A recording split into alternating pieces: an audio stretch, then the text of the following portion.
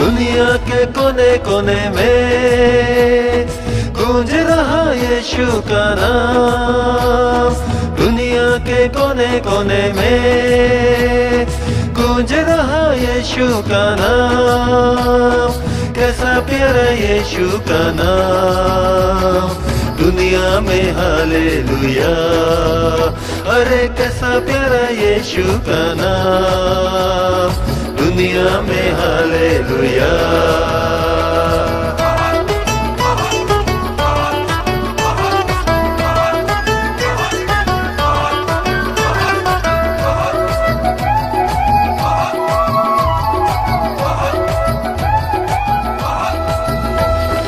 आकाश के नीचे लोगों के बीच में कोई दूजा नाम नहीं है। आत्मा सच्चाई से आराधना स्तुति करना हमारा काम है।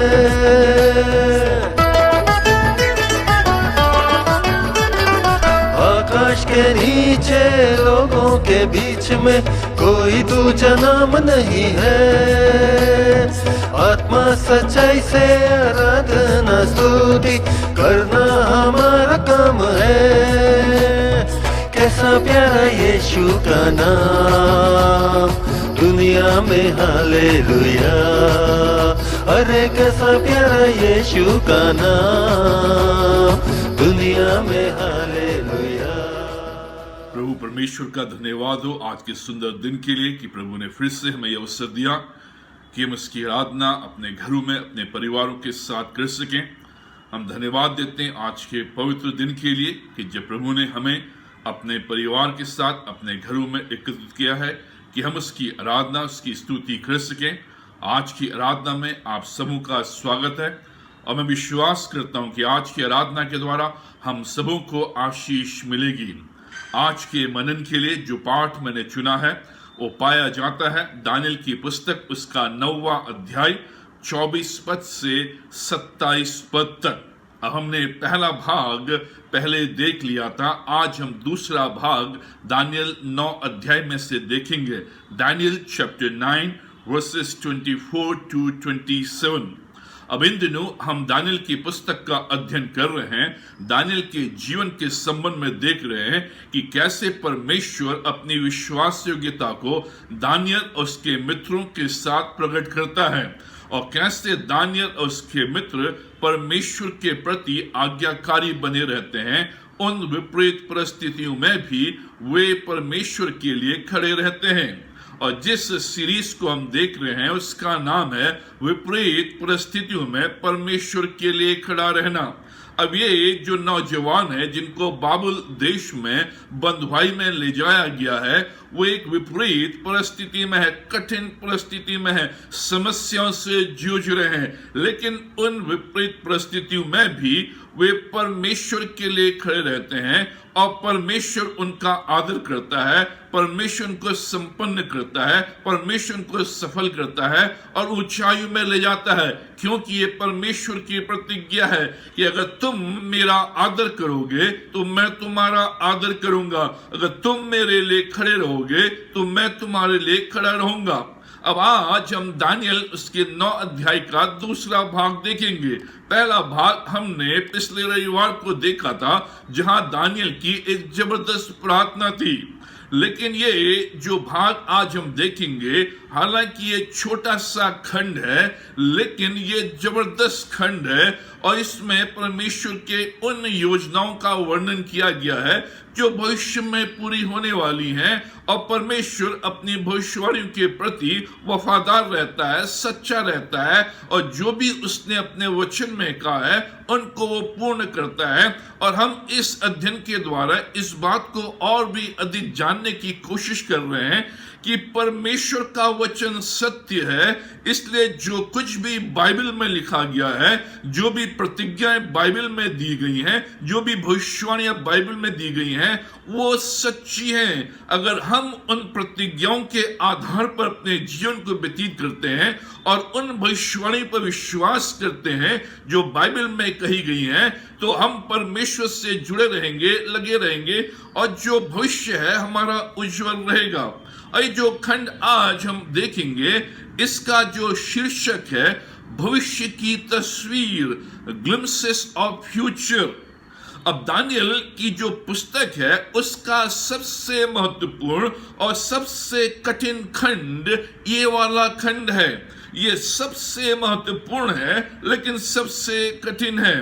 सही अर्थ को समझने के लिए हमें इसकी जानकारियों को देखना होगा, इसको गहराई से देखना होगा, क्योंकि इस खंड के विषय में तरह तरह के वाद विवाद हैं, तरह तरह के आर्ग्यूमेंट्स हैं। इसलिए इसे समझने की आवश्यकता है जिससे कि हम बाइबल की अन्य भविष्यवाणियों को समझ सकें। ये खंड बाइबल की अन्य भविष्यवाणियों को समझने में हमारी मदद करता है। अगर हमने इस खंड को अच्छे रूप में समझ लिया, सही रूप में समझ लिया, तो जो भी भविष्यवाणियां बाइबल में की गई हैं भविष्य से संबंधित, उनको समझने में आसानी होगी। और बहुत कुछ अन्य भविष्यवाणियां इस खंड पर निर्भर रहती हैं। अगर आप इसको ठीक से समझ लेते हैं तो बाइबल में जो भविष्य के विषय में क्या कहा गया है उससे समझने में आसानी होगी। अब ये खंड क्यों महत्वपूर्ण है? इसके 3 कारण हैं। पहला कारण, यह ईश्वरीय प्रकाशन की सत्यता की गवाही है। अब ये जो खंड है ये ईश्वरीय प्रकाशन, जो परमेश्वर का रेवलेशन है, जो परमेश्वर का ज्ञान है, जो परमेश्वर का प्रकाशन हमें बाइबल में मिलता है, उसकी सत्यता की गवाही है। ये इस बात को प्रमाणित करता है, इस बात की गवाही देता है कि जो कुछ भी परमेश्वर ने कहा है और जो कुछ भी पूरा होने वाला है वो सब सत्य है। क्योंकि ये खंड जो हमें यहाँ पर मिलता है इसके विषय में एक एक बातें पूरी हुई हैं और इसलिए ये सत्यता को बताता है। ये शब्द जिब्राइल स्वर्गदूत द्वारा दानियल को 538 बीसी में दिए गए थे। इसमें बारीकी से बताया गया है कि कुछ घटनाएं आने वाले सैकड़ों वर्ष तक पूरी नहीं होंगी। इन घटनाओं में यीशु मसीह की मृत्यु भी सम्मिलित है। इन घटनाओं में वो खंड भी सम्मिलित है, वो घटना भी सम्मिलित है जिसमें बताया गया था कि रोमी सेना के द्वारा यरूशलेम शहर यीशु मसीह के बाद उस पर कब्जा किया जाएगा और जो मंदिर यरूशलेम में है उसको ध्वस्त कर दिया जाएगा, मंदिर गिरा दिया जाएगा। ये खंड इतिहास की उस घड़ी को बताता है जब मसीह अपने आप को प्रथम आगमन में यहूदियों के सामने प्रकट करेगा। उस घटना का वर्णन 500 वर्ष पूर्व हो चुका है। 500 वर्ष पूर्व प्रभु यीशु मसीह के मृत्यु के संबंध में और यरूशलेम के मंदिर के विनाश के संबंध में भविष्यवाणी हो गई है और वो दोनों घटनाएं घटित हुई हैं। इसलिए ये जो खंड है ये परमेश्वर के प्रकाशन की सत्यता की गवाही है कि जो कुछ भी परमेश्वर अपने वचन में कहता है वो सत्य है। इसलिए ये खंड महत्वपूर्ण है। दूसरा कारण, यह खंड उन आलोचकों को खामोश करता है जो बाइबल की भविष्यवाणियों की सत्यता पर प्रश्न उठाते हैं। और बहुत से आलोचक हैं, बहुत से ऐसे लोग हैं जो ज्ञानवान हैं, हालांकि क्रिश्चियन है, मसीह हैं, लेकिन आलोचक हैं क्योंकि वो बाइबल की बातों पर विश्वास नहीं करते हैं और ये जो भविष्यवाणियां बाइबल में की गई हैं उनकी आलोचना करते हैं और ये कहते हैं कि ये मनगढ़ंत कहानियां हैं, इसमें कोई सच्चाई नहीं है। लेकिन ये खंड उन आलोचकों के प्रश्नों को उत्तर देती हैं, उनको खामोश करती हैं। जो भी भविष्यवाणी के संबंध में उनके अंदर दुविधा है, जो भी आलोचना है, ये खंड उन आलोचकों को खामोश करता है। क्योंकि बहुत से जो आलोचक हैं वो कहते हैं दानियल की जो बातें हैं वो दानियल की मृत्यु के बाद लिखी गई हैं। लेकिन जो घटना यीशु मसीह के बारे में बताई गई है जो घटना यरूशलेम के मंदिर के विषय में बताई गई है, ये तो यीशु मसीह के काल में हुआ, तो इतने बाद में तो दानियल की पुस्तक लिखी नहीं गई, इससे पहले ही लिखी गई है, इससे पहले ये बातें कही गई हैं। इसलिए ये जो आलोचक हैं उनके पास कोई उत्तर नहीं है। ये खंड भविष्यवाणियों की सत्यता को प्रमाणित करता है कि सारी भविष्यवाणियां जो परमेश्वर के वचन में कही गई हैं वो पूर्ण होंगी। तीसरा कारण, ये खंड नए नियम की भविष्यवाणियों की कुंजी है। ये खंड जो भी भविष्यवाणियां नए नियम में चाहे प्रभु यीशु मसीह के द्वारा की गई हैं, चाहे पौलुस के द्वारा की गई हैं, चाहे प्रकाशित वाक्य में की गई हैं, उन भविष्यवाणियों को समझने के लिए ये की है, ये कुंजी है। इसके आधार पर ही अन्य भविष्यवाणी को हम समझते हैं, उनका अर्थ जानते हैं। अगर आप भविष्य में 7 साल का महाक्लेश का समय के बारे में सुनते हैं कि भविष्य में 7 साल का महाक्लेश होगा, उस बारे में अगर आप सुनते हैं तो उसका उत्तर इस खंड में मिलता है कि जो आने वाले 7 वर्ष हैं जहां महाक्लेश होगा, जिसके बारे में हम बार बार सुनते हैं, उसका उत्तर हमें इस खंड में मिलता है। प्रभु यीशु मसीह इस संबंध में मत्ती 24 अध्याय उसके 15 पद में वर्णन करता है।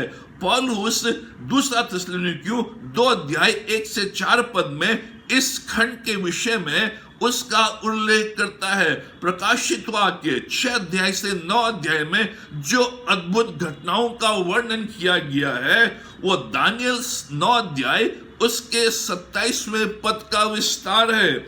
जो भी प्रकाशित वाक्य में 9 अध्याय से और आगे वाले अध्यायों में और 6 अध्याय से 9 अध्याय में जो भी घटनाएं भविष्य के संबंध में लिखी गई हैं, वो दानियल 9 अध्याय के जो भी घटनाएं वहां पे बताई गई हैं 27वें पद में, उसका विस्तार है, उसका स्पष्टीकरण है, उसका एक्सपेंशन है।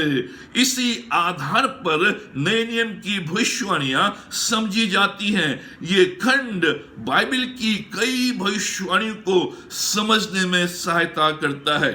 अब इस अध्याय में जो दानियल है वो 538 बीसी में यिर्मयाह की पुस्तक को पढ़ रहा है, जिसे हमने पिछले रविवार को देखा।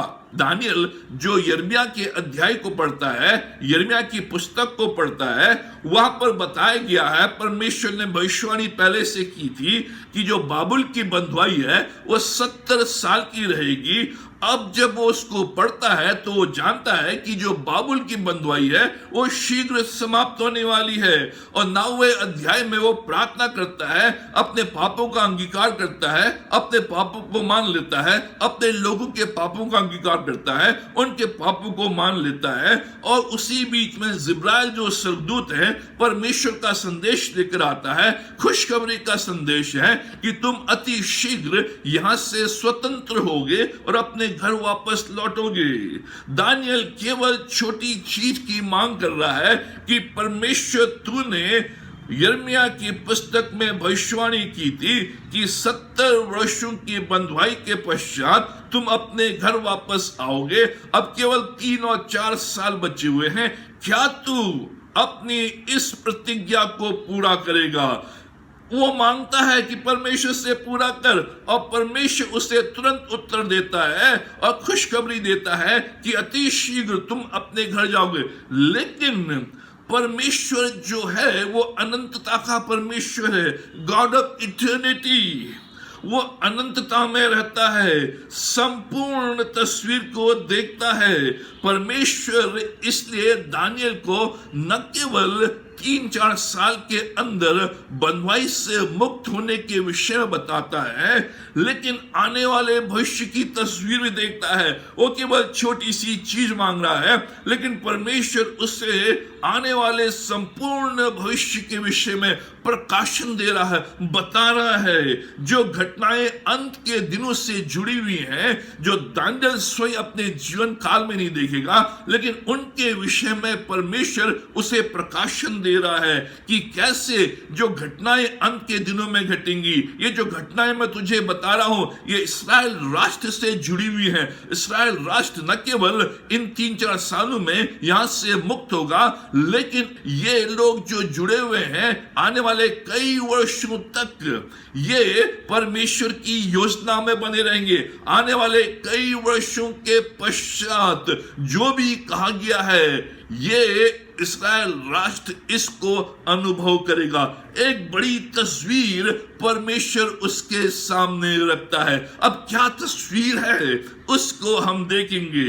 अब हम कुछ बातों को समझने की कोशिश करेंगे जो परमेश्वर दानियल को भविष्य के संबंध में बताता है। जिन तारीखों का, जिन वर्षों का वो उल्लेख करता है, उसका अर्थ क्या है। परमेश्वर अपने प्रकाशन में दानियल को इस छोटे से खंड में बताता है, जिससे कि हम समझ सके कि जो कुछ भी इस खंड में कहा गया है ये आने वाले दिनों में पूर्ण होंगी। जिनको दानियल नहीं समझता था, जिनको साधारण रूप में लोग नहीं समझते हैं, लेकिन इनको समझना जरूरी है, जिससे कि जो आने वाला भविष्य है, जो कुछ परमेश्वर ने इस वचन में कहा है, वो पूर्ण होगा। अब हम इसमें कुछ बातों को समझने की कोशिश करेंगे। पहली बात जो हमें 24वें पद में मिलती है, 70 सप्ताह का अर्थ और उद्देश्य। अब 24वें पद में जो कहा गया है 70 वीक्स, 70 सप्ताह। अब ये 70 सप्ताह 70 वीक्स क्या है, इसका उद्देश्य क्या है। अब ध्यान से सुने, बाइबल में एक सप्ताह एक वर्ष के बराबर है। जब भी एक सप्ताह कहा जाता है या 7 दिन कहे जाते हैं, वो एक वर्ष की तुलना में है। और इसलिए यहां पर 70 सप्ताह कहे गए हैं। 70 वर्ष का मतलब है कि 70 वर्ष इंटू 7, 70 को 7 से गुणा करें, क्योंकि 70 जो सप्ताह है वो 70 वर्ष हुए और जो सप्ताह है वो 7 है, इसलिए 70 को 7 से गुणा करेंगे। इसलिए अंग्रेजी में आया है 77। 70 वर्ष को 7 से जब हम गुणा करते हैं तो 490 वर्ष है। जब 70 सप्ताह कहा गया है, इसका मतलब है 490 वर्ष। दानियल परमेश्वर की जो योजनाएं इस्राएल के लिए हैं, वे 490 वर्ष के बाद पूरी होंगी। ये परमेश्वर कह रहा है। परमेश्वर दानियल से कह रहा है, अभी तू केवल यरूशलेम जाने की सोच रहा है, वो 3-4 वर्षों में हो जाएगा, लेकिन मैं तुझे 490 वर्ष के विषय में बता रहा हूं कि 490 वर्ष के बाद जो बातें मैं तुझसे कह रहा हूं वो पूर्ण होंगी। कुछ वर्षों के बाद बाबुल की बंधुआई तो समाप्त हो जाएगी, लेकिन जो बड़ी योजना परमेश्वर की इस्राएल के प्रति है, यहूदियों के प्रति है, विश्वासियों के प्रति है, अपने लोगों के प्रति है, वो पूरी होंगी। मसीहा प्रकट होगा, वो मसीहा जो शांति का राजकुमार होगा, वो मसीहा जो अपने आप को क्रूस पर बलिदान कर देगा, वो मसीहा जिसके मारे जाने के द्वारा जगत में उद्धार आएगा, वो प्रकट होगा। उसके विषय में मैं तुझे बता रहा हूं। 70 वर्ष 490 वर्ष के हैं। 70 साल जो 7 से गुणा करते हैं वो 490 वर्ष के होते हैं। अब जो वर्ष 24 है, 24वां पद है, इसमें 6 वाक्य हैं, 6 बातें हैं और परमेश्वर के पूर्ण अभिप्राय का वर्णन करते हैं। लेकिन ये 6 बातें अभी तक पूर्ण नहीं हुई हैं। ये 6 की 6 बातें तब पूर्ण होंगी जब यीशु मसीह दोबारा आएगा, उसके विषय में यहां पर बताया गया।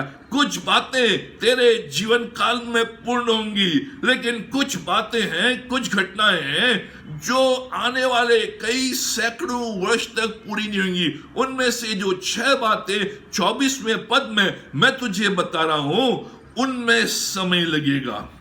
दूसरी बात जो हमें समझनी है, जो पद 25 में हमें मिलता है। पद 25 में बताया गया है पहले 7 सप्ताह और उसके बाद 62 सप्ताह, 7 वीक्स एंड देन 62 वीक्स। 25 और 26 पद में हमें बताया गया है।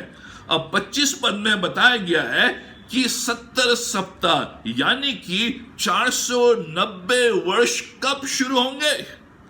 परमेश्वर ये बता तो रहा है कि 490 वर्ष के बाद ये घटनाएं होंगी, लेकिन दानियल के सामने प्रश्न है कि परमेश्वर 490 वर्ष कब से आरंभ होंगे, कब से हम उनका गिनना शुरू करेंगे। उसके विषय में परमेश्वर कहता है 7 सप्ताह और 62 सप्ताह। अब पद 25 में लिखा है इसलिए यह जान ले और समझ ले कि यरूशलेम को फिर बसाने की आज्ञा के निकलने से लेकर अभिषेक प्रधान के समय तक 7 सप्ताह बीतेंगे, फिर 62 सप्ताहों के बीतने पर। अब यहां पर स्पष्ट रूप में बताया गया है कि यरूशलेम को फिर से बसाने की आज्ञा निकलने से लेकर कब तक, जब अभिषेक प्रकट होगा तब तक 7 सप्ताह और 62 सप्ताह बीतेंगे। अब ये आज्ञा क्या है, कब ये आज्ञा निकलेगी, कौन इस आज्ञा को निकालेगा जिससे कि यरूशलेम शहर फिर से बसाया जाए। अब ये हम दानियल की पुस्तक में नहीं, लेकिन हम नेहमिया की पुस्तक में पाते हैं, जहां अर्थशस्त्र राजा है 444 बीसी में, वो दानियल की इस भविष्यवाणी का अपने जीवन में फुलफिलमेंट करता है। वो अर्थशस्त्र राजा 444 बीसी में नेहमिया को आज्ञा देता है, उसको डिक्री देता है। क्या डिक्री देता है? वापस यरूशलेम जा और वहां जाकर जो शहरपनाह टूट गई है उसका पुनः निर्माण कर। और इसका वर्णन हमें नेहमिया की पुस्तक में मिलता है। अब 25वें पद में स्पष्ट रूप में कहा है कि नगर कष्ट के समय फिर बसाया जाएगा, चौक बसाई जाएंगी, खाई बनाई जाएंगी, सड़क बनाई जाएंगी। ये सब बातें जो यहाँ पर 25वें पद में कही गई हैं, वो सब की सब नेहमिया के द्वारा जब वो यरूशलेम जाता है अर्थशस्त्र की आज्ञा के द्वारा, डिक्री के द्वारा, नेहमिया वहां की जो दीवारें हैं शहरपनाह की उनका निर्माण करता है, और जो रोड है, सड़क है, खाई है, चौक है, सबको बनाता है। ये सारी बातें नेहमिया के साथ पूरी हुई तो 70 सप्ताह कब शुरू होंगे, 490 वर्ष परमेश्वर कब आरंभ होंगे, यहां से आरंभ होंगे, 444 बीसी से आरंभ होंगे।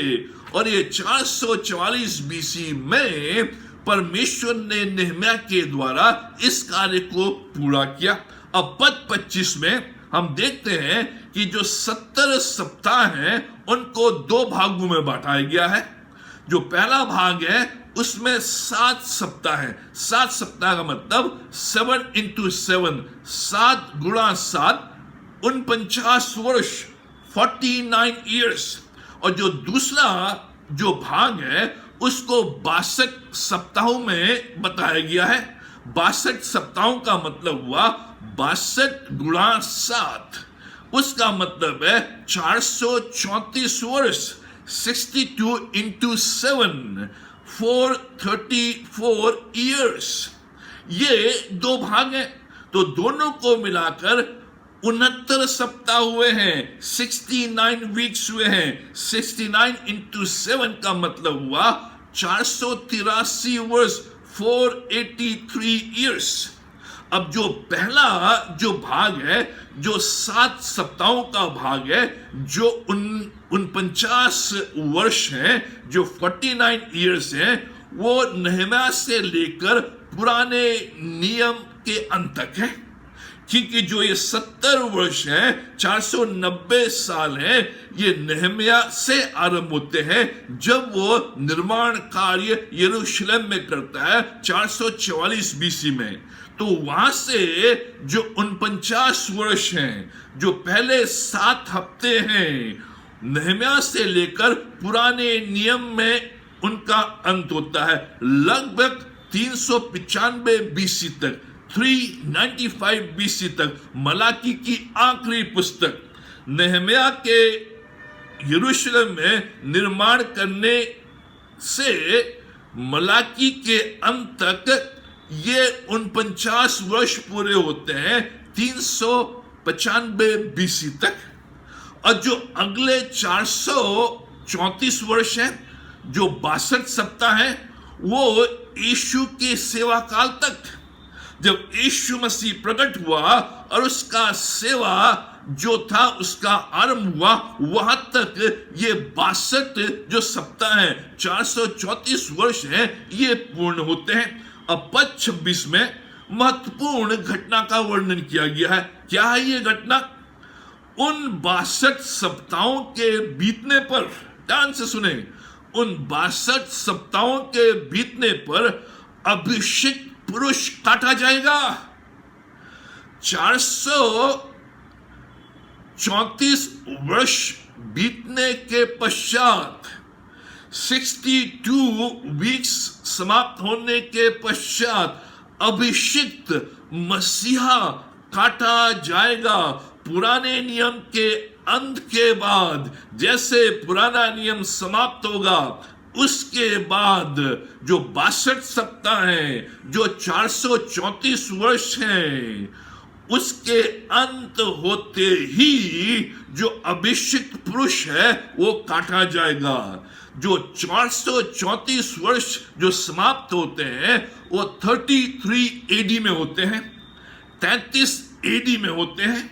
और 33 एडी में जब ये आकर समाप्त होते हैं, ये वो वर्ष है, ये वो समय है जिस वर्ष यीशु मसीह क्रूस पर टांगा गया। ये वो वर्ष है जिस वर्ष में यीशु मसीह को क्रूस में मृत्यु दी गई। और इसने लिखा है अभिषिक्त पुरुष काटा जाएगा। जबरदस्त। 434 वर्ष बीतने के पश्चात जैसे ही पुराने नियम का अंत होगा, 400 साल तक कोई भी प्रकाशन नहीं होगा और उसके बाद प्रकाशन आएगा। और जैसे ही 434 वर्ष बीतेंगे, जैसे ही 62 वर्ष बीतेंगे, 33 एडी में, 33 एडी में अभिषिक्त पुरुष काटा जाएगा। जैसा उस दूत ने कहा था वैसा ही हुआ, उसी समय हुआ, ठीक उसी वर्ष जिस वर्ष के लिए 500 वर्ष पूर्व दानियल की इस खंड में भविष्यवाणी की गई थी। यीशु मसीह के मृत्यु के संबंध में वो पूर्ण हुई। पद 26 में हम देखते हैं कि जो बाकी का भाग है, जो बाकी का भाग है वो 70 एडी की घटना है।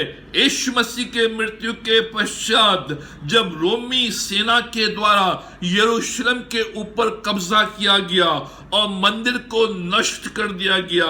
और लिखा है प्रधान प्रजा नगर और पवित्र स्थान को नष्ट करेगा। ये 70 एडी की घटना के विषय में दानियल की इस पुस्तक में, इस अध्याय में 26वें पद में कह दिया गया था कि जो प्रधान है वो प्रजा को, नगर को और पवित्र स्थान को नष्ट करेगा। और इतिहास बताता है, और ये जो तारीख है ठीक 70 एडी को बताती है कि 70 एडी में, 70 एडी में रोमी सेना के द्वारा टाइटस की अगुवाई में जो यरूशलेम शहर था वो ध्वस्त कर दिया गया और जो पवित्र स्थान, जो परमेश्वर का मंदिर था, उसको नष्ट कर दिया गया। उसके बाद वो मंदिर बना नहीं। ये जबरदस्त घटना जिसका वर्णन हम इस खंड में देखते हैं और ये आगे चलकर पूरा होता है। अब पद 27 में जो शब्द आया है प्रधान, द रूलर, ये आतंक मचाएगा। उजड़ जाना निश्चित ठान लिया है, ये आतंक मचाएगा। पद 26 में बताया गया है ये एंटी क्राइस्ट है, ये क्रिस्त विरोधी है। जो प्रधान शब्द यहां पर आया है, जो रूलर शब्द आया है, ये एंटी क्राइस्ट के विषय में बताया गया है कि ये क्रिस्त विरोधी है, ये आतंक मचाएगा। अब 7वें अध्याय में जो क्रिस्त विरोधी है उसको छोटा सींग के रूप में दानियल कहता है। 8वें अध्याय में भी दानियल क्रिस्त विरोधी या एंटी क्राइस्ट को छोटे सींग के रूप में प्रस्तुत करता है। 9वें अध्याय में जिसको आज हम देख रहे हैं, दानियल यहां पर उसे प्रधान या द रूलर के रूप में प्रस्तुत करता है। जो एंटी क्राइस्ट है उसको प्रधान कहा गया है या द रूलर कहा गया है। 11वें अध्याय में जो एंटी क्राइस्ट है, जो क्रिस्त विरोधी है, जो भविष्य में आएगा, उसको कहा गया है अपनी इच्छा वाला राजा। और दूसरा थिस्सलुनीकियों उसके दूसरे अध्याय में क्रिस्त विरोधी एंटी क्राइस्ट को कहा गया है पाप का पुरुष। और प्रकाशित वाक्य उसके 13वें अध्याय में एंटी क्राइस्ट और क्रिस्त विरोधी को कहा गया है पशु। उसको भिन्न भिन्न नामों से पुकारा गया है जो अंत में आएगा, जिसके विषय में दानियल उसका 9वां अध्याय भविष्यवाणी कर रहा है, प्रकाशन दे रहा है। ये घटनाएं अभी घटित नहीं हुई है, लेकिन ये आने वाले दिनों में होंगी। प्रभु यीशु मसीह का जो मृत्यु है वो घटित हो गया है। जो 70 एडी में पवित्र स्थान को, मंदिर को ध्वस्त कर दिया गया है, वो पूरा हो गया है। लेकिन एंटी क्राइस्ट, क्रिस्त विरोधी और जो 6 अन्य बातें हैं जो यहूदियों के बारे में, इस्राएल राष्ट्र के बारे में बताई गई हैं, वो पूरी नहीं हुई है। लेकिन जब इतनी बड़ी बड़ी घटनाएं पूरी हो चुकी है तो ये इस बात का प्रमाण है कि जो भी प्रभु ने कहा है वो भी आने वाले दिनों में पूर्ण होगा। अब हम तीसरी बात यहां पर देखते हैं, 17वां सप्ताह, आखिरी या अंतिम 7 वर्ष। इससे पहले हमने देखा था 7 सप्ताह के विषय में। जो 27 पद है उसमें 70th वीक, जो 70वां सप्ताह है, जो अंतिम 7 वर्ष है, उसके विषय में कहा गया है। हमने पहले देखा 7 सप्ताह के विषय में, 49 ईयर्स के विषय में, जो 49 वर्ष है, जो नहम्याह से लेकर पुराने नियम के अंत तक होते हैं।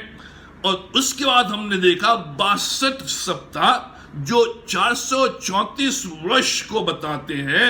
और ये जो 434 वर्ष है, ये प्रभु यीशु मसीह की मृत्यु और मंदिर के विनाश तक आते हैं। ये 69 सप्ताह हुए हैं। 7 सप्ताह और 62 सप्ताह, इन दोनों को मिलाकर 69 वीक्स हुए हैं। 483 वर्ष हमने देख लिए हैं। अब अंतिम 1 सप्ताह बचा है। 70 सप्ताहों में से हमने 69 वीक्स देख लिए हैं, 69 सप्ताह देख लिए हैं। अब केवल 1 सप्ताह बचा है, केवल 1 वीक बचा है, अंतिम सप्ताह बचा है। अब अंतिम सप्ताह जो 1 सप्ताह है, जो 7 वर्ष है, जिसका वर्णन हमें 27वें पद में मिलता है। अंतिम 70वां सप्ताह का वर्णन हमें अंतिम पद 27 में मिलता है। यहां पर क्या लिखा है? वो प्रधान 1 सप्ताह के लिए बहुतों के संग दृढ़ वाचा बांधेगा, परंतु आधे ही सप्ताह के बीतने पर वह मेल बलि और अन्न बलि को बंद करेगा और कंगोरे पर उजाड़ने वाली घृत वस्तु दिखाई देंगी। और निश्चित ही ठनी हुई बात के समाप्त होने तक परमेश्वर का क्रोध उजाड़ने वाले पर पड़ा रहेगा। अब यहां पर स्पष्ट रूप में बताया गया है, वह प्रधान 1 सप्ताह के लिए बहुतों के संग दृढ़ वाचा बांधेगा। अब ये अंतिम सप्ताह है। 69 वीक्स पास हो गए हैं।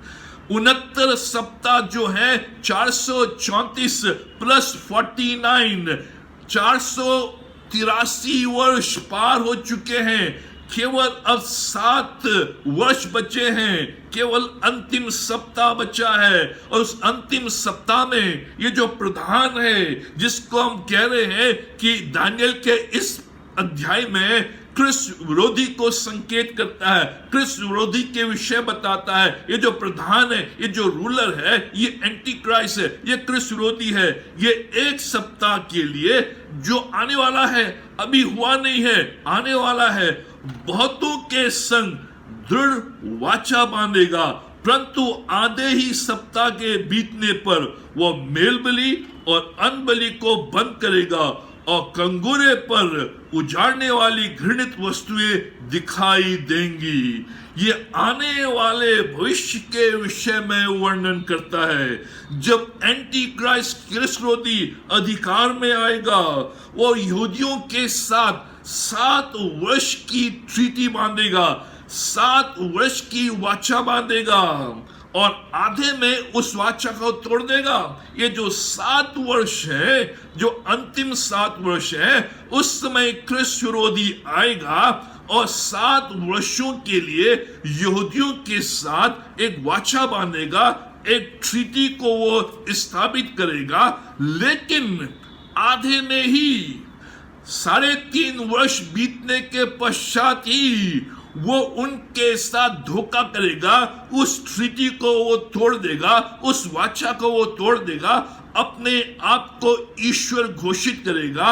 इसलिए जो 3.5 वर्षों में जबरदस्त सताव का वर्णन किया गया है, वो ये है कि जो पहले 3.5 वर्ष है, उसमें तो वो अच्छे से कार्य करेगा, अपना पूरा सहयोग देगा, वो विश्वास करेंगे।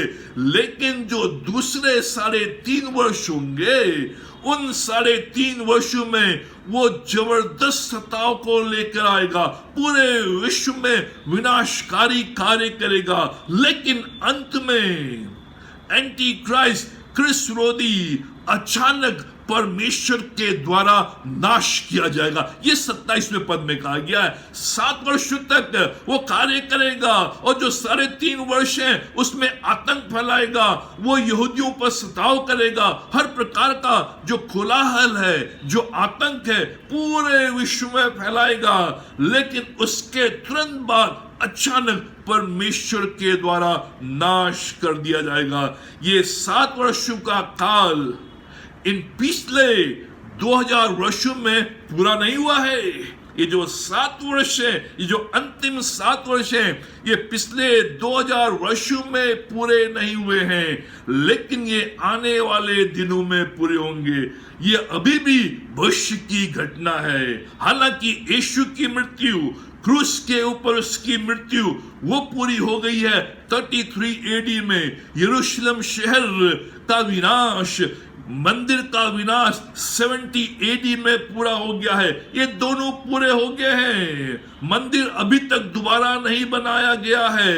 उसके स्थान पर आज भी वहां पर मॉस्क है, मस्जिद है। इसलिए वर्ष 26 के अंत में, पद 26 के अंत में लिखा है, उसके अंत तक लड़ाई होती रहेगी। उसके अंत तक, जब तक अंत नहीं होगा तब तक लड़ाई, अनिश्चितता होती रहेगी।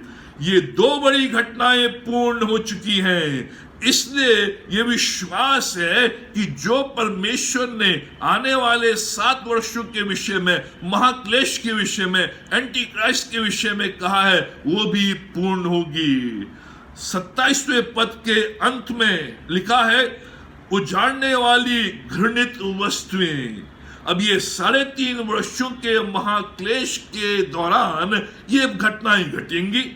जो कार्य एंटी क्राइस्ट के होंगे, घृणित कार्य होंगे, उजाड़ने वाली घृणित वस्तुओं के समान उसके कार्य होंगे। और जो यरूशलेम में मंदिर बना दिया जाएगा, वो उसमें यहूदी बलिदानों को बंद कर देगा। ये जो मंदिर है, जहां आज मस्जिद है, मॉस्क है, लेकिन ये वो वापस बनाया जाएगा। और यहूदी लोग उसमें फिर से बलिदान चढ़ा पाएंगे, परमेश्वर की आराधना कर पाएंगे। लेकिन ये 3.5 वर्ष के दौरान यहूदी बलिदानों को बंद कर देगा और अपने आप को ईश्वर के रूप में स्थापित करेगा। ये किसी सोर्स से नहीं आया है, किसी अन्य स्रोत से नहीं आया है, ये सीधे दानियल 9 अध्याय उसके 27वें पद से आया है कि कैसे अंत के दिनों में ये ट्रस्टवर्दी कार्य करेगा। अब इस खंड से जो हमने देखा है, इसकी सच्चाइयों को, इसकी बारीकियों को, इस खंड से 5 महत्वपूर्ण सच्चाइयां उभर कर आती हैं, जिन्हें हम संक्षिप्त में देखेंगे कि 5 सच्चाइयां जो इस खंड के अध्ययन करने के द्वारा उभर कर आती हैं, जो हमारे जीवन के लिए, हमारे विश्वास के लिए लाभदायक हैं। पहली सच्चाई, परमेश्वर की सार्वभौमिकता इतिहास के संपूर्ण विवरण के ऊपर है। अब ध्यान से सुने, जो परमेश्वर की सार्वभौमिकता है, यह परमेश्वर का चरित्र है, यह परमेश्वर का कैरेक्टर है, यह परमेश्वर का स्वभाव है। परमेश्वर न केवल प्रेमी है, परमेश्वर न केवल दयालु है, परमेश्वर न केवल न्यायी है, लेकिन परमेश्वर सार्वभौम है, सॉवरन है।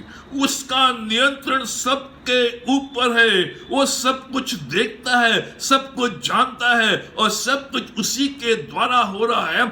वो सार्वभौम है। जो कुछ भी मेरे जीवन में घट रहा है, जो कुछ भी मेरे जीवन में हो रहा है, उसको परमेश्वर जानता है और परमेश्वर ने उसको मेरे जीवन में होने दिया है, क्योंकि उसके द्वारा वो जबरदस्त कार्य करेगा। परमेश्वर की सार्वभौमिकता है। हम नहीं जानते कि कल क्या होगा, लेकिन परमेश्वर अनंतता का परमेश्वर है, इसलिए अपनी सार्वभौमिकता में वो आज से 10 साल बाद मेरे जीवन में क्या होने वाला है उसको जानता है और उसके अनुसार मेरे जीवन को तैयार करता है, जिससे कि आज से 10 साल बाद जो घटना मेरे जीवन में आए उसके लिए मैं तैयार हूं।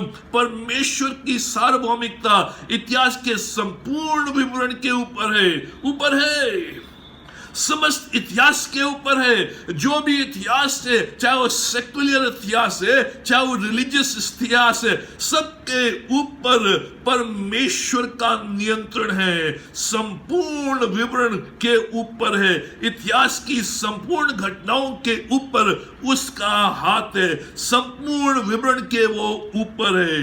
ये पूरी भविष्यवाणियां जो दानियल को एक स्वप्न के रूप में दिखाई दी, अब ये जो भविष्यवाणियां, ये जो प्रोफेसीज दानियल को दिखाई दी, दानियल को बताई गई, उसको केवल एक स्वप्न के रूप में दिखाई दी। केवल एक स्वप्न से जान पड़ा कि परमेश्वर ये कैसे होगा। परमेश्वर, मैं तो केवल स्वप्न देख रहा हूं। 538 बीसी में जब वो केवल 85 वर्ष का है, बूढ़ा हो गया है और उसकी मृत्यु शीघ्र है, उसके लिए विश्वास करना कठिन है कि उसके लोग शीघ्र यरूशलेम वापस जाएंगे, क्योंकि उसे कोई ज्ञान नहीं था। लेकिन परमेश्वर का भेद उसके पास आता है और वो समझ नहीं पाता है, लेकिन परमेश्वर का जो नियंत्रण है वो संपूर्ण इतिहास के ऊपर है। हमें स्वप्न सा दिखाई दे, लेकिन परमेश्वर उसको पूर्ण करता है। जिब्राइल के ये जो शब्द हैं, ये बताते हैं कि संपूर्ण इतिहास परमेश्वर के हाथों में है। जो भी इतिहास हुआ है और जो भी इतिहास बनेगा वो परमेश्वर के हाथ में है। जो भी इतिहास मेरा था, जो भी इतिहास मेरा रहेगा, वो परमेश्वर के हाथ में है। वो सब कुछ जानता है, सब कुछ उसके नियंत्रण में है। कुछ भी अकस्मात नहीं होता है, कोई भी चीज बाय एक्सीडेंट नहीं होती है। हम कहते हैं ये मेरा लक है, ये मेरा भाग्य है, बाय एक्सीडेंट हो गया, अकस्मात हो गया। नहीं, ये सब कुछ परमेश्वर के द्वारा हमारे जीवन में, हमारे बीच में और हमारे लोगों के बीच में होता है। सब कुछ परमेश्वर के द्वारा, सब चीजें परमेश्वर के उद्देश्यों को पूरा करती है। भले ही लोग गलत कार्य करें, गलत रास्ते में जाएं, लेकिन अंत में परमेश्वर उनको भी अपने उद्देश्यों के लिए पूरा करता है। जो कुछ भी उसने पहले से निर्धारित मेरे लिए, आपके लिए और इतिहास के लिए किया है, वो पूर्ण होगा। 500 वर्ष पूर्व उसने दानियल को बता दिया कि मैंने निर्धारित किया है कि अभिषिक्त पुरुष काटा जाएगा, वो क्रूस पर लटकाया जाएगा। मैंने पहले से ही निश्चित कर लिया है कि 70 एडी में 70 एडी में जो यरूशलेम का मंदिर है जहां लोग मेरी उपासना करते हैं वो ध्वस्त कर दिया जाएगा। ये मैंने पहले से निर्धारित किया है और ये पूरा होगा। संपूर्ण इतिहास के ऊपर परमेश्वर का नियंत्रण है। जो कुछ भी घटनाएं हमारे ऊपर घट रही है, जो कुछ भी घटनाएं हमारे साथ घट रही है, जो भी हमारे परिवार के साथ, जो भी हमारे लोगों के साथ, उसमें परमेश्वर का नियंत्रण है। परमेश्वर सार्वभौम है, सब कुछ उसके हाथों में है। इसलिए उस पर विश्वास, ये भविष्यवाणियां इसलिए बताई गई है, ये प्रोफेसी इसलिए बताई गई है ताकि हमारा विश्वास इस सार्वभौम परमेश्वर के ऊपर हो कि परमेश्वर सार्वभौम है, उसकी इच्छा के अनुसार ही मेरे जीवन में कार्य होता है और जो कुछ भी कार्य वो मेरे जीवन में करता है, हालांकि मुझे दुख लगे, मुझे परेशानी हो, मुझे पीड़ा हो, लेकिन परमेश्वर उसके द्वारा भलाई उत्पन्न करेगा क्योंकि वो मुझसे प्रेम करता है और जानता है वो क्या कर रहा है। वो कभी भी गलत नहीं करेगा, सारा कुछ उसके नियंत्रण में है। दूसरी सच्चाई, परमेश्वर की योजना यहूदी लोगों के प्रति अभी भी समाप्त नहीं हुई है। जो भी योजना परमेश्वर की यहूदी लोगों के प्रति है, इस्राएल राष्ट्र के प्रति है, अभी तक समाप्त नहीं हुई है। आज अधिकतर जो यहूदी लोग हैं अविश्वास में है, वो यीशु मसीह पर विश्वास नहीं करते, उसे मसीहा के रूप में स्वीकार नहीं करते। लेकिन ये जो खंड है बता रहा है वो दिन आ रहा है जब वे परमेश्वर की योजनाओं को समझेंगे, परमेश्वर की योजनाओं को स्वीकार करेंगे, परमेश्वर के पास आएंगे। और परमेश्वर अपनी प्रतिज्ञाओं को भूला नहीं है। परमेश्वर अपनी प्रतिज्ञाओं को, जो भी उसने यहूदियों के विषय में, इस्राएल राष्ट्र के विषय में कही है, हालांकि वो अविश्वास में है, हालांकि उन्होंने उसको अस्वीकार किया है, लेकिन फिर भी परमेश्वर अपनी योजनाओं को पूरा करेगा, अपने कार्यों को पूरा करेगा। इसलिए ये खंड बताता है कि परमेश्वर अपने लोगों को भूला नहीं है। मित्रों, यह परमेश्वर हम उससे भूल जाते हैं, हम उससे दूर चले जाते हैं, हम अपना रास्ता ले लेते हैं, अपने मर्जी से कार्य करते हैं, उसको मान सम्मान आदर नहीं देते हैं। लेकिन फिर भी जो प्रतिज्ञा उसने आपके साथ और मेरे साथ की है उसे पूरा करने के लिए वो वचनबद्ध है। वो कहता मैं करूंगा, मैं पूरा करूंगा, कैसे ना कैसे मैं फिर से इस बेटे को अपने पास लेकर आऊंगा ताकि जो आशीषें मैंने इसलिए ठहराई है उसको वो प्राप्त कर सके। परमेश्वर अभी भी इस्राएल राष्ट्र को भूला नहीं है, अभी भी यहूदियों को जो उसकी प्रजा है, उसके नाम की प्रजा है, उनको भूला नहीं है। वो अभी भी उन प्रतिज्ञाओं को पूरा करने के लिए वचनबद्ध है। इसलिए अभी भी वो समय समाप्त नहीं हुआ है। इसलिए रोमी उसका 11 अध्याय उसके 26वें पद में लिखा है, जब प्रभु आएगा पूरा इस्राएल विश्वास करेगा। जब प्रभु आएगा पूरा इस्राएल विश्वास करेगा। उसके विषय में इस खंड में बताया गया है। एक जबरदस्त आत्म जागृति आएगी जो इससे पहले इतिहास में कभी नहीं हुई, किसी ने नहीं देखी। एक ऐसी जबरदस्त आत्म जागृति आने वाली है कि पूरा का पूरा इस्राएल हजारों की मात्रा में, करोड़ों की मात्रा में एक साथ वो लोग प्रभु के पास आएंगे। ऐसी आत्म जागृति, ऐसा रिवाइवल आज तक कभी देखा नहीं गया, वो घटने वाला है जिसको हमने कभी देखा भी नहीं, जिसको उन्होंने भेदा था, जिसको उन्होंने पियर्स किया था, भाले भोंके थे, उसके ऊपर कांटों का ताज पहनाया था, उसको क्रूस पर लटकाया था, उसका तिरस्कार किया था, उसके लिए गलत गलत बातें कही थी, उसको मार दिया था, वो उसकी ओर ताकेंगे। जबरदस्त! जिसको उन्होंने क्रूस के ऊपर चढ़ा दिया था, मार दिया था, वो आने वाले दिनों में उसकी ओर ताकेंगे। जब वो उसकी ओर ताकेंगे वो बचेंगे। जब वो उसकी ओर देखेंगे तो उसके साथ खींचे चले जाएंगे, उसके राज्य में प्रवेश करेंगे। अभी बहुत से जो यहूदी हैं वो प्रभु के पास आ रहे हैं, जिनको हम मसाइनिक जू कहते हैं। बहुत से यहूदी लोग हैं जो आज प्रभु यीशु मसीह के पास आ रहे हैं, लेकिन ये केवल एक झलक है उसकी जो भविष्य में होने वाला है। ये तो केवल एक झलक है। हालांकि सैकड़ों की मात्रा में आज लोग आ रहे हैं, यहूदी लोग प्रभु पर विश्वास कर रहे हैं, लेकिन ये केवल एक झलक है उसकी जो बहुतायत के साथ भविष्य में होने वाला है। परमेश्वर ने अपनी योजना अभी भी यहूदियों के लिए समाप्त नहीं की है। वो फिर से उसके राज्य में शामिल होंगे। तीसरी सच्चाई, परमेश्वर के एक एक वचन की पूर्ण सत्यता। जो परमेश्वर का वचन है, जो परमेश्वर का पवित्र वचन है, जो परमेश्वर की पवित्र बाइबिल है, उसकी पूर्ण सत्यता।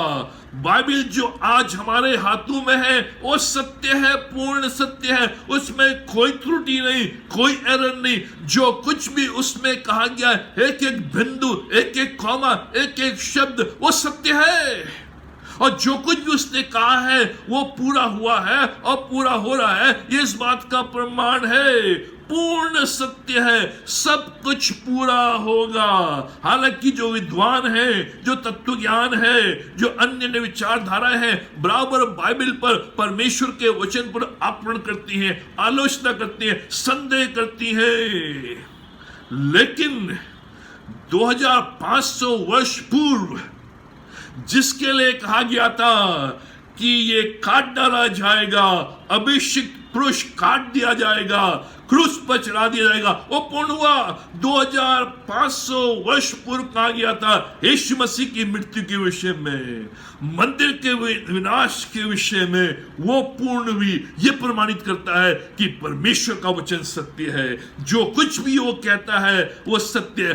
परमेश्वर का प्रत्येक शब्द, प्रत्येक वचन सत्य है, क्योंकि प्रत्येक वचन परमेश्वर से आया है। किसी मनुष्य ने नहीं बोला है, किसी भविष्यद्वक्ता ने नहीं बोला है, किसी स्वर्गदूत ने नहीं बोला है। ये माध्यम है, लेकिन बोलने वाला परमेश्वर है, देने वाला परमेश्वर है। और जब वो बोलता है, जो वो बोलता है वो सत्य बोलता है। इसलिए प्रिय मित्रों, जो बाइबल आपके हाथों में है, जो परमेश्वर का वचन आपके हाथों में है, ये आपकी ढाल है। इस पर भरोसा करें, इसको पढ़ें, इस पर मनन करें, और जो कुछ भी इसमें कहा गया है उस पर विश्वास करें, तो हम आने वाले उस दिन के लिए तैयार हो सकेंगे, क्योंकि उसका वचन सत्य है। चौथी सच्चाई, वर्तमान समय में स्थिति डामाडोल रहेगी। जो प्रेजेंट एज है, जो वर्तमान समय है, उसकी स्थिति डामाडोल रहेगी। आज जब हम लड़ाइयों के विषय में बातें सुनते हैं, युद्ध के विषय में बातें सुनते हैं, तनाव के विषय में बातें सुनते हैं, नाना प्रकार की बीमारियों के विषय में बातें सुनते हैं, अर्थव्यवस्था जो डामाडोल हो रही है उसके विषय में सुनते हैं, अनिश्चितता के विषय में सुनते हैं, तो हमें चकित होने की आवश्यकता नहीं है। ये होंगी। वर्तमान समय की जो स्थिति है वो डामाडोल रहेगी, ऊपर नीचे बराबर रहेगी, लड़ाइयां बराबर होती रहेंगी, युद्ध बराबर होते रहेंगे, तनाव बराबर रहेगा, नाना प्रकार की बीमारियां, वायरस फैलती जाएंगी, अर्थव्यवस्था डामाडोल रहेगी, अनिश्चितता का समय बराबर बना रहेगा। ऐसे समय में हमें चकित होने की आवश्यकता नहीं है, क्योंकि जिब्राइल स्वर्गदूत ने कहा अंत तक लड़ाइयां होती रहेंगी, अंत तक अनिश्चितता बनी रहेगी, अंत तक स्थिति डावाडोल रहेगी, अनिश्चितता का वातावरण बना रहेगा, स्थिति ऊपर नीचे बनी रहेगी। पूर्ण शांति तब तक नहीं आएगी जब तक शांति का राजकुमार वापस ना आ जाए। तब स्थिति कंट्रोल में रहेगी, तब पूर्ण शांति रहेगी, तब डामाडोल स्थिति नहीं रहेगी। लेकिन वर्तमान समय में स्थिति डामाडोल रहेगी। इसलिए इन घटनाओं को देखते हुए, असमंजसता की बातों को देखते हुए, अनिश्चितता का वातावरण को देखते हुए हमें घबराने की आवश्यकता नहीं है, हमें चकित होने की आवश्यकता नहीं है, क्योंकि ये परमेश्वर के वचन में कहा गया है, जब तक कि मनुष्य का पशु समान स्वभाव बदलता नहीं है, तब तक ऐसा वातावरण बना रहेगा। हमें ऐसे माहौल में रहते हुए, ऐसे वातावरण में रहते हुए एक अच्छे गवाह के रूप में परमेश्वर के लिए कार्य करते रहना है। पांचवी और अंतिम बात, प्रभु यीशु को व्यक्तिगत रूप से जानने का महत्व है। अब इन सारी घटनाओं के बीच में जब वर्तमान स्थिति डामाडोल है और भविष्य में ये घटनाएं घटने वाली हैं, यीशु मसीह का आगमन है, एंटी क्राइस्ट का आगमन है, उसका आतंक रहेगा। ऐसे माहौल में जो हम रह रहे हैं और भविष्य की ओर बढ़ रहे हैं, कौन हमें संभाल सकता है? कौन हमें इस वर्तमान परिस्थिति में हिम्मत और साहस दे सकता है? कौन भविष्य के लिए हमें तैयार कर सकता है? यीशु मसीह। इसलिए यीशु मसीह के साथ मेरा व्यक्तिगत संबंध होना जरूरी है।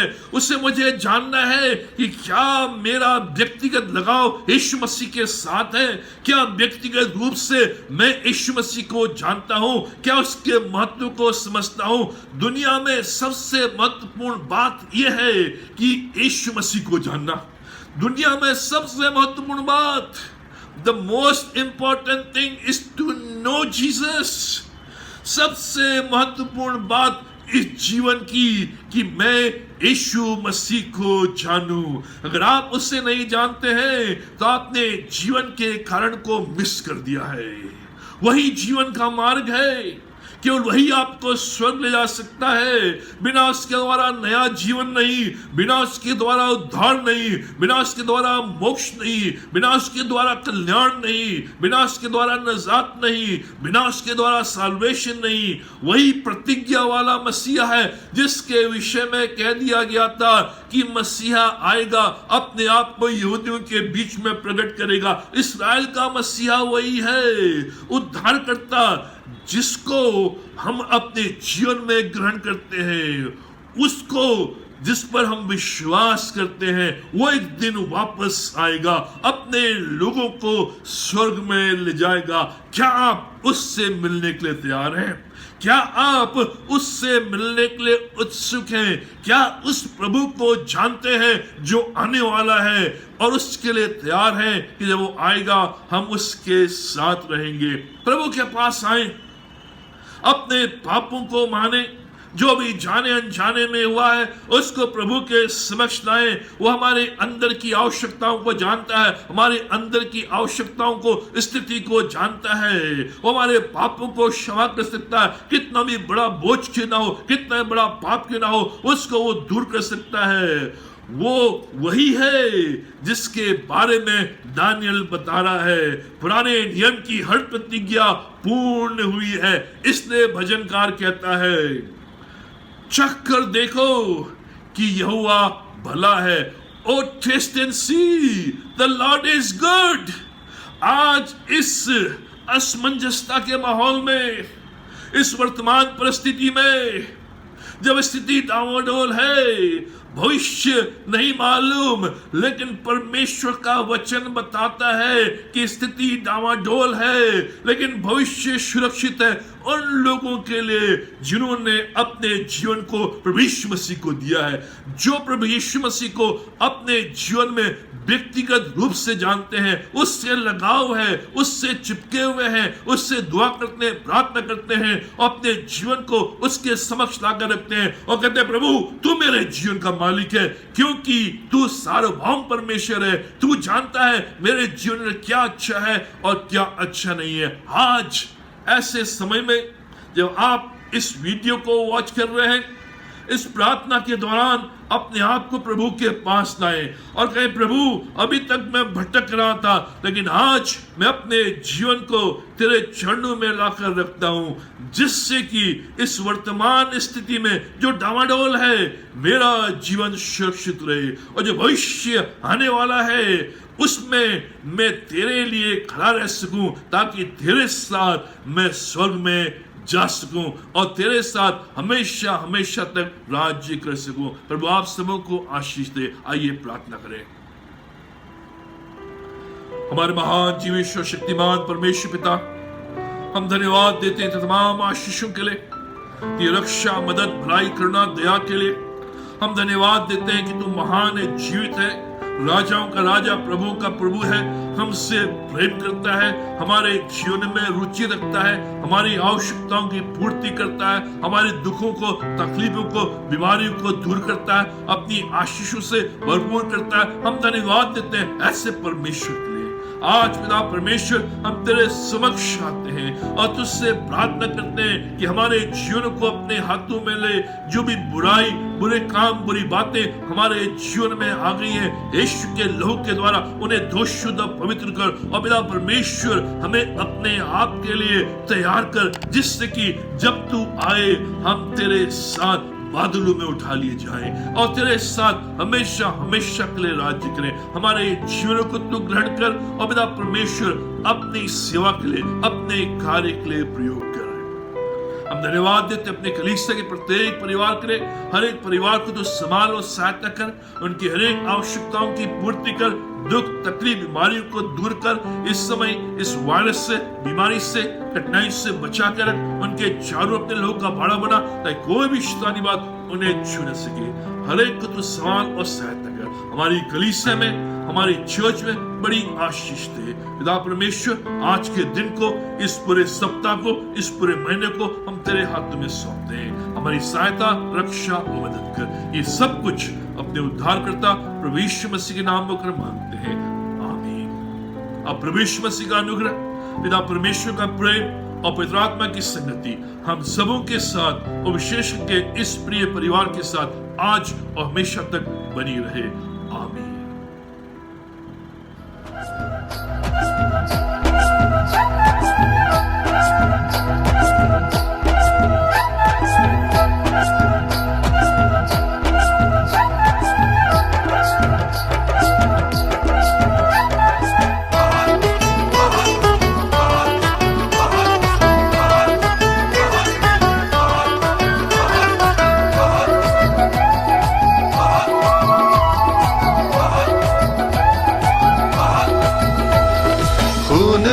नदियाँ बह रही है सूली से सारे जहां में, बहती नदी से पापों को धो लो, पाओ तुम शिफा जहां में।